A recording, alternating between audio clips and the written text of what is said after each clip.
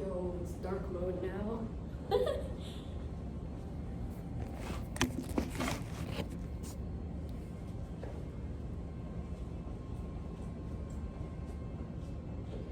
tell me this is working.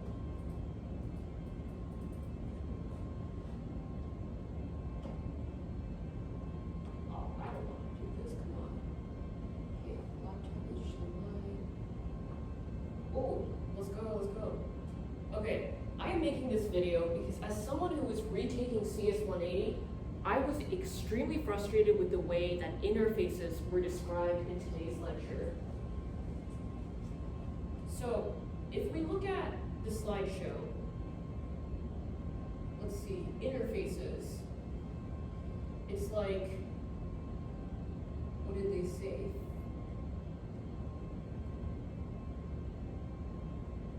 We talk about the syntax, we talk about a contract, a class that defines the interface, a class that implements the interface. In a beginner's eyes, all of these things, they just don't mean anything.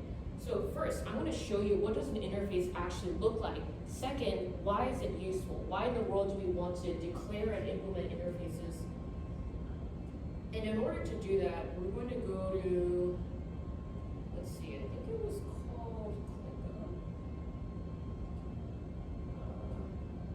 do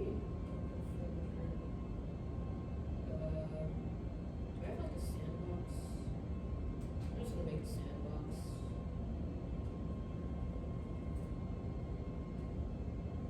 Okay, we're in VS Code. I forget how you.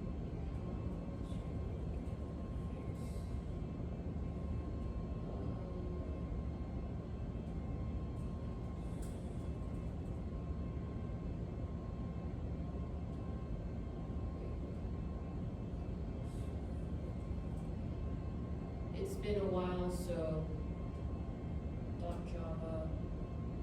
Okay, let's say that I'm going to build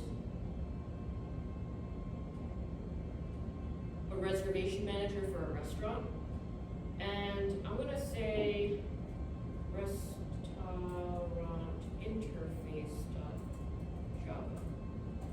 And I'm also going to have my restaurant.java file. And let me just, split screen. There we go.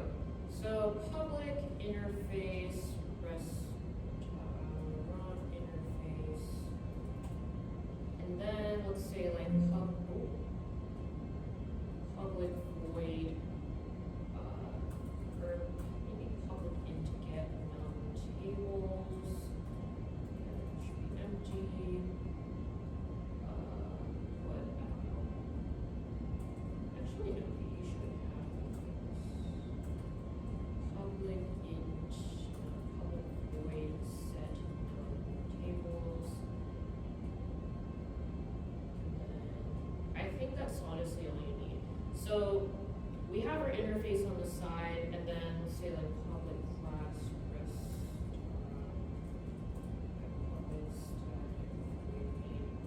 I don't even need that actually. Public class restaurant implements restaurant interface. What this means is, why is this bad? Did I not spell this correctly? I think I spelled this correctly.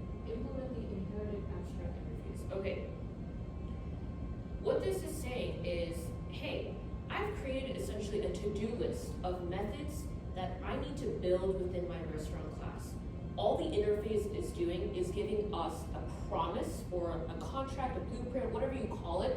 It's saying, hey, the moment you implement this interface, you're promising to Java, you're going to write the code and the logic behind each of these methods. So let's say I'm going to create my methods,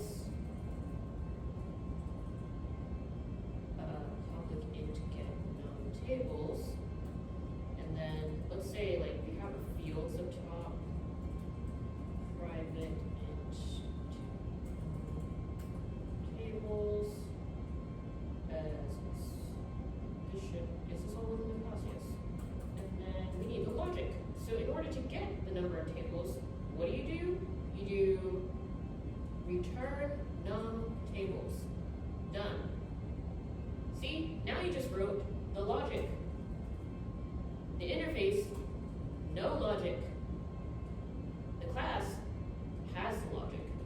Okay, we got one more item in our to-do list. Public void set num tables. So public void set num tables. And then I'm just gonna say this dot, oh, we need to pass an argument, num tables. This dot num tables equals num tables. Boom. We should be done with everything. For some reason, Java is still mad. I don't know what I did wrong. Let me take a look.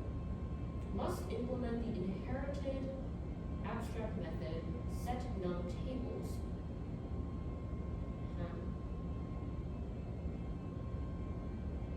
Public interface get num tables. Add override. Why is this bad? Restaurant is not abstract, which is not override. I'm just gonna put an override and see if that fixes it. Is it still bad? Oh, interesting. Are we within the same? Okay. Just capitalized. Oh. It's just. No, that's not it. Hold on. Public restaurant. Wait, take a look at the fix.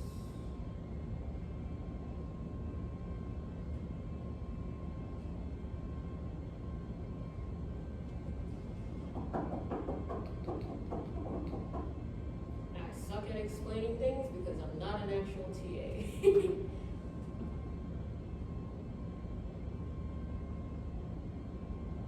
Does not override abstract method, but why is it even an abstract method in the first place? This isn't an extends situation because extends is for like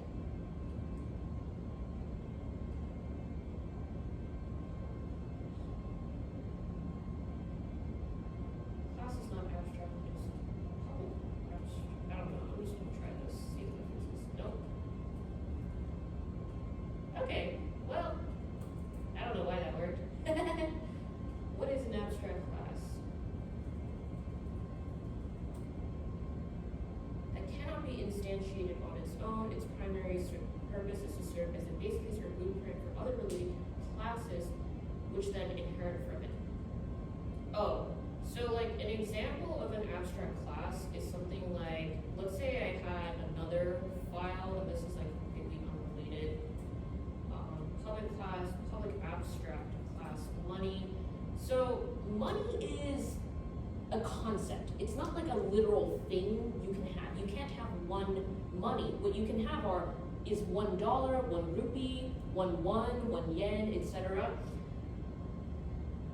Now, let's say you have money and there are some behaviors defined for money. Like, let's say there is like a method that says add. There's a method that shows you how to subtract two different bills from each other. So now let's say that we have $.java, and then within $.java, what you can do is you can say extends money, and what that does is the behaviors that are defined in money are inherited by this dollar class. So if I could draw like online diagrams, wait, can I do it here? No, I cannot. Where's, maybe I'll just do that. Is there a pen option here? Okay, well let's just say that that big thing is money. Oh, this big thing is money. Then we have a smaller thing in here, which is like dollars. So money class defines behaviors that work for all types of money, but then maybe you have like dollars, maybe you've got some, I don't know, like maybe you've got some Benjamins, like the $100, and then you also have some logic that is specific to $100. So this is what is meant by an abstract class. Money is, you can't literally have one of money, but you can have dollars, which extends the money class. You can have Benjamins, like $100, which extends the money class, etc., etc. What else? Going back to here. So, why is this going to add override annotation? Okay, there we go. So going back here, all that an interface is a to-do list, a contract, a blueprint, a promise, and my battery is running low. And the restaurant class is fulfilling that promise.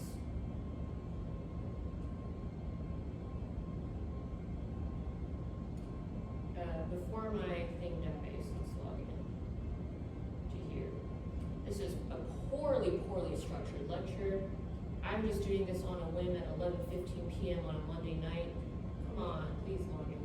Okay, maybe we try Google. Now I've just exposed my entire email address to the world.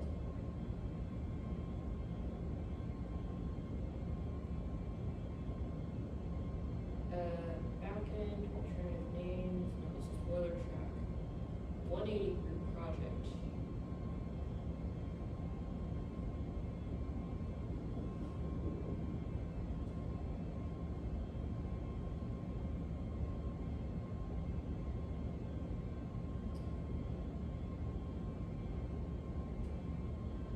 So when you're in, why is an interface important? Why can't you just create the methods in your restaurant class and call it a day? Well, when you're working in a big group with a bunch of other people, what's going to happen is they might accidentally declare their own methods that like does a similar thing but is named something different. Let's say that you're trying to take the difference between a large dollar bill and a smaller dollar bill, like $100 versus $1, but then one person named their method difference finder versus the other person named their method subtract. We don't want that to happen. So what you do is you're standardizing all of the names of the methods that you're going to use across the entire project, so that, let's say my teammate is like, hey, what should we call this method? Like, I understand the architecture and the logic that goes into this, but what should we call it? Boom, you look at the interface that tells you, hey, this is a promise that you should fulfill. So it's quite useful when you're planning large projects, is what I'll say, which I think just doesn't, the reasoning behind it, I don't think ever was fully communicated in class. So my laptop is dying, I gotta go to sleep, and